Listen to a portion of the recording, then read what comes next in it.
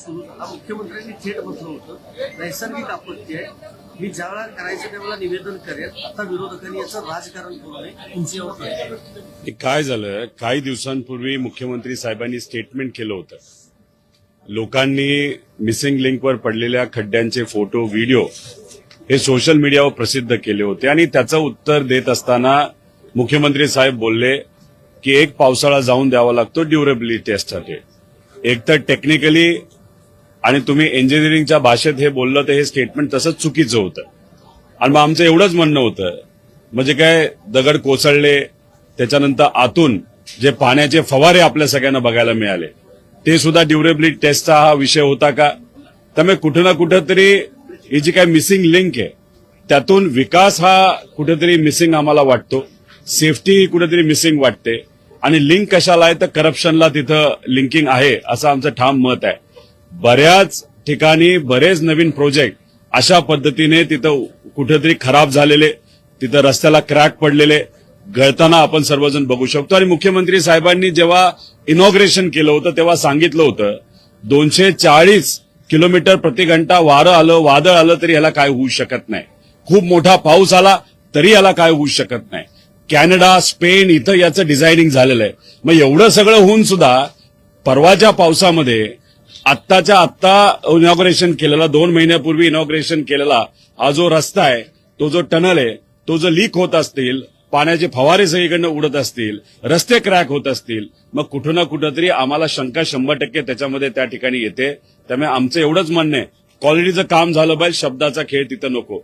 फक्त ह्याच्यामध्ये काय झालंय की ज्या कंपनी याच्यामध्ये जबाबदार आहे, नवयुगा नावाची एक कंपनी आहे, कुठली आंध्राची आहे, एफकॉन नावाची एक कंपनी आहे. नवयुगा कंपनी हीच ती कंपनी ज्याचं VSR म्हणजे अजितदादांच्या घटनेमध्ये जी कंपनी इन्व्हॉल्ड आहे त्या कंपनीचं आणि या नवयुगा कंपनीचं कुठेतरी संबंध आहेत. हे आम्ही आधी सुद्धा सांगितलेलं आहे. पण दुर्दैवाचं VSR कंपनीवर कारवाई झाली नाही. त्याच्याच बरोबर हा जो प्रकल्प आहे मिसिंग लिंकचा हा सुद्धा नवयुगा कंपनीला दिला गेला.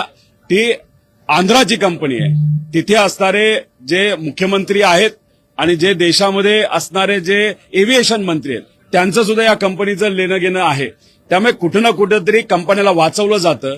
जर एवढा मोठा ब्लंडर झाला असेल, तिथं जर पाणी लिकेज झालं असतील, रस्ते तुटले असतील, तर आमची सरकारला मागणी आहे की एफकॉन कंपनीवर आणि नवयुगा कंपनीवर जे हे 2 कॉन्ट्रॅक्टर 7,000 कोटीचं काम त्यांनी घेतलं होतं त्यांच्यावर तुम्ही कारवाई करणार का, असा आमचा साधा प्रश्न आहे. कनेक्टिंग लिंकचं जेव्हा उद्घाटन झालं होतं त्याच्या आदल्या दिवशी सुप्रियाताई ट्रॅफिकमध्ये सापडल्या होत्या. मुख्यमंत्र्यांनी जाहीर भाषणात सांगितलं होतं की ताईंना की परत तुम्हाला ट्रॅफिकचा सामना करावा लागणार नाही. काल 7 ते 8 शेवटचं ट्रॅफिक असं म्हटलं होतं, काल 7 ते 8 तास ट्रॅफिक बघायला मिळालं. आता बघा ना, म्हणजे त्यावेळेस ताईंनी काय भूमिका मांडली होती, तिथे असणारे सामान्य लोक रस्त्यात जे अडकलेले आहेत त्यांची भूमिका तिथं मांडली. त्याच्यावर बोलत असताना राजकीय टिप्पणी ही मुख्यमंत्री साहेबांनी केली. ताईंना परत कधी तिथं ट्रॅफिकमध्ये अडकायला लागणार नाही. पण दुर्दैवाचं 2 महिन्यात 7,000 कोटी रुपयाचा हा प्रोजेक्ट इनॉग्रेट झाल्यानंतर दगड कोसळले, त्यानंतर पाणीच्या फवारे आपल्या सगळ्यांना बघायला मिळाले, रस्ते क्रॅक झाले. याच्यात काल 8 ते 10 तास ट्रॅफिक आपल्या सर्वांना तिथं बघायला मिळालं. त्यामुळे कुठं ना कुठंतरी फक्त हे सरकार बोलतं एक करतं दुसरं अशी आजची भूमिका आहे. राष्ट्रवादी काँग्रेस एनडीए सोबत जाण्याबाबत काही चर्चा सुरू आहे का? पक्षात अशी चाचपणी सुरू आहे असं समजते की बाहेरनं पाठिंबा द्यायचा की त्यांच्यासोबत जायचं आणि एका ज्येष्ठ नेत्यावरती सुद्धा जबाबदारी सोपवल्याची चर्चा आहे. अशी कुठली चर्चा आमच्या पक्षामध्ये चालू नाहीये, न ती माझ्या कानावर आलेली आहे. तर मला असं वाटतं ही फक्त चर्चाच आहे. त्यामुळे या चर्चेवर लक्ष न देता आज कुठं ना कुठंतरी आमच्या पक्षाकडनं युवांचे, विद्यार्थ्यांचे, शेतकऱ्यांचे, कष्टकऱ्यांचे, सामान्य लोकांचे प्रश्न जे मांडले जातात त्याच्यावर कुठेतरी लक्ष दिलं पाहिजे. आणि सरकारला विनंती आहे की आम्ही जे मुद्दे मांडतो त्याला कुठं ना कुठेतरी न्याय मिळाला पाहिजे. अशी फक्त चर्चा आहे, त्याला कुठेही तथ्य नाही. तशा पद्धतीने कुठेही चर्चा न केंद्रात एनडीएच्या नेत्यांबरोबर चालू आहे, न काँग्रेसच्या नेत्यांबरोबर चालू आहे, न राज्यात कोणाबरोबर चालू आहे. आज आम्ही सर्वजण एक विरोधातला पक्ष म्हणून, पुरोगामी विचाराचा पक्ष म्हणून, शिवशाहू फुले आंबेडकरांचा विचाराचा पक्ष म्हणून आणि पवार साहेबांच्या मार्गदर्शनाखाली 60 वर्ष भाजपच्या आणि भाजपच्या विचाराच्या विरोधात लढलेला एक पक्ष म्हणून आज फक्त सामान्य लोकांची महाराष्ट्र धर्माची भूमिका तिथं मांडत आहोत. विधिमंडळाच्या पावसाळी अधिवेशनाचा आज तिसऱ्या आठवड्याचा दुसरा दिवस आहे. काल तर महाराष्ट्रामध्ये कामगार पाहून गेले एकंदरीत. दादा, कर्जमाफीची कुठे किंवा जास्त बंधनं आलेली नाही असता मुख्यमंत्री त्याच्यावरती निर्णय घेत नाहीये. दादाच्या बोनसचा प्रश्न अजूनही अनुसरित आहे. उद्या 10-10:30 वाजता परदेशी कमिटीचे प्रमुख म्हणजे ज्यांनी ही कर्जमाफी आणली, म्हणजे ज्यांच्या अध्यक्षतेखाली ती आणली आणि सरकारने ती मान्य केली, असे प्रवीण परदेशी साहेबांना 12-13 आमदार आणि काही शेतकरी नेते उद्या 10:30 वाजता भेटणार आहेत. तिथं चर्चा काय होती हे आपल्याला बघावं लागेल. आम्ही आंदोलन केलं पहिलं तेव्हा सरकारने आमच्याबरोबर चर्चा दुर्दैवाने केली नाही. दुसरं आंदोलन आम्ही केलं, मुख्यमंत्री साहेबांबरोबर आम्ही बसलो. त्यांनी सांगितलं की तुम्ही प्रवीण परदेशी साहेबांना जाऊन भेटा, त्यांच्याशी चर्चा करा. ती बैठक उद्या आहे. आता त्या बैठकीत काय होतं हे आम्हाला बघावं लागेल. पण जर काहीच झालं नाही तर मग कुठं ना कुठेतरी रस्त्यावरची लढाई ही आम्हाला पुढे घेऊन जावी लागेल. पंतप्रधान आर्थिक सल्लागार समितीनं लाडक्या बहीण योजनेचे पैसे महागाई ज्या पद्धतीने वाढते त्यानुसार वाढवले पाहिजे अशा पद्धतीची शिफारस केली. कशा पद्धतीनं तुम्ही बघताय? इथं शिफारस आम्ही आधीपासून करतोय की भाव जे काही किंमत नाहीतर जे अनुदान आमच्या माता भगिनींना तिथं लाडक्या बहिणी योजनेच्या अंतर्गत दिलं जातं ते वाढलं पाहिजे. आता प्रधानमंत्री साहेबांच्या अध्यक्षतेखाली जी कुठली कमिटी असेल त्यांनी जर रेकमेंडेशन केलं असेल तर लगेचच्या लगेच आज नाही तर उद्या तो रेट दिला गेला पाहिजे. त्याचा अर्थ ते ही गोष्ट मान्य करतात या देशामध्ये महागाई मोठ्या प्रमाणात वाढत चाललेली आहे. त्यामुळे आत्ताच जी योजना वर्षापूर्वी आणली त्याच्यामध्ये जर वाढ फक्त महागाई लक्षात घेऊन करायला जर केंद्र सरकारने सांगितलं असेल त्याचा अर्थ केंद्र सरकार मान्य करते या देशामध्ये महागाई मोठ्या प्रमाणात वाढलेली आहे आणि त्याचा फटका हा सामान्य लोकांना तिथं पडतोय. त्यामुळे तो विषय आम्ही तर घेऊच, पण महत्वाचं काय, केंद्र सरकारने रेकमेंड केल्याप्रमाणे राज्य सरकारने लाडक्या बहीण योजनेमध्ये कुठेतरी बढती, त्या पैशामध्ये बढती दिली पाहिजे अशी आमची सुद्धा पूर्वीपासून मांग आहे.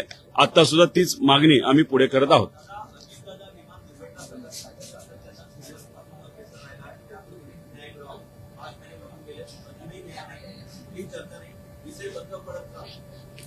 बंद पडून देणार नाही. सरकारला वाटत असावं की हा विषय बंद पडेल, पण आम्ही तो बंद पडून देणार नाही.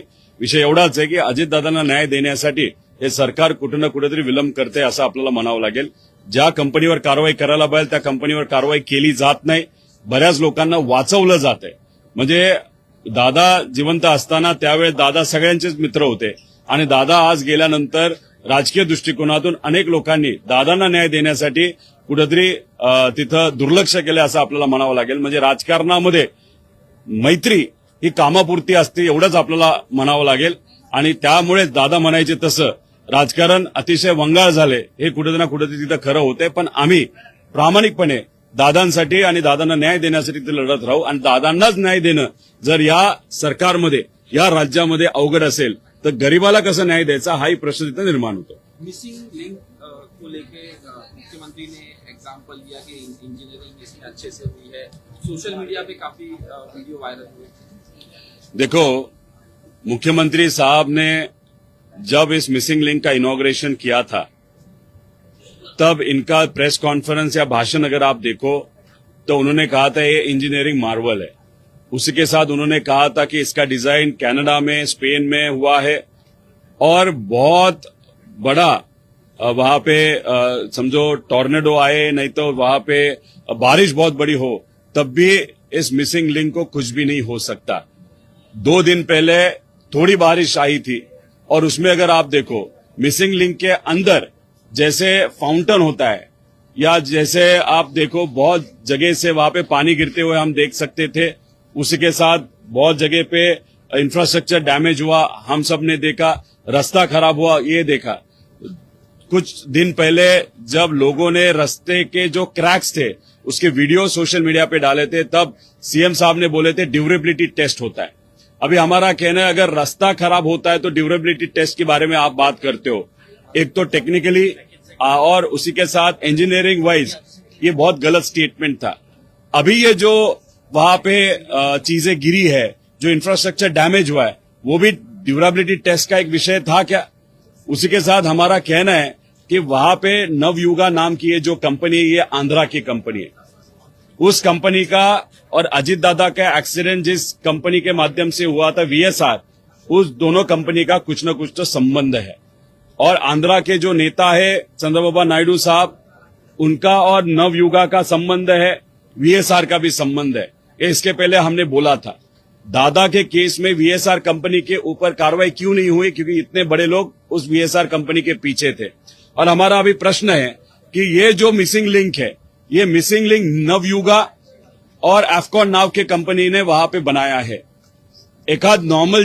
एखादा छोटा सा कॉन्ट्रैक्टर होता, उससे थोड़ी बहुत गलती होती, उसके ऊपर कार्रवाई हो जाती थी। अभी मिसिंग लिंक के बारे में इतना बड़ा कॉन्ट्रैक्ट देने के बाद भी ये दोनों कंपनी के ऊपर आज तक कार्रवाई नहीं हुई।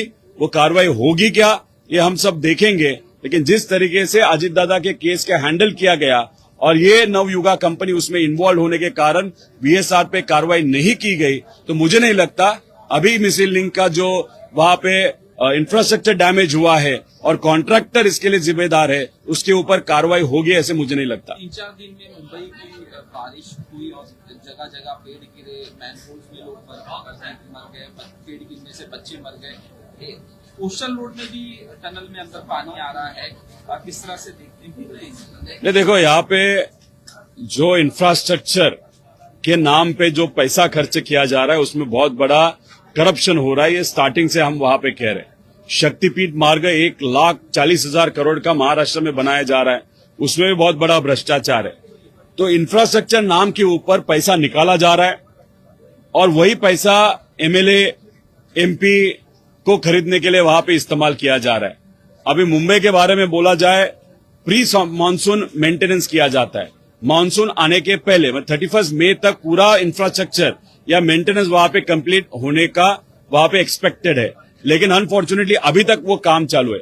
मतलब 300 करोड़ जो हर साल सिर्फ प्री मानसून मेंटेनेंस के लिए वहां पे किया जाता है, वो खर्चा सिर्फ पेपर पे रहा, जमीन पे नहीं हुआ। मतलब वहां पे भी बहुत बड़ा भ्रष्टाचार हुआ। उसी के साथ अगर आप देखो तो कल में बिल्डिंग कोलैप्स होने के कारण 6 लोगों की मौत हुई।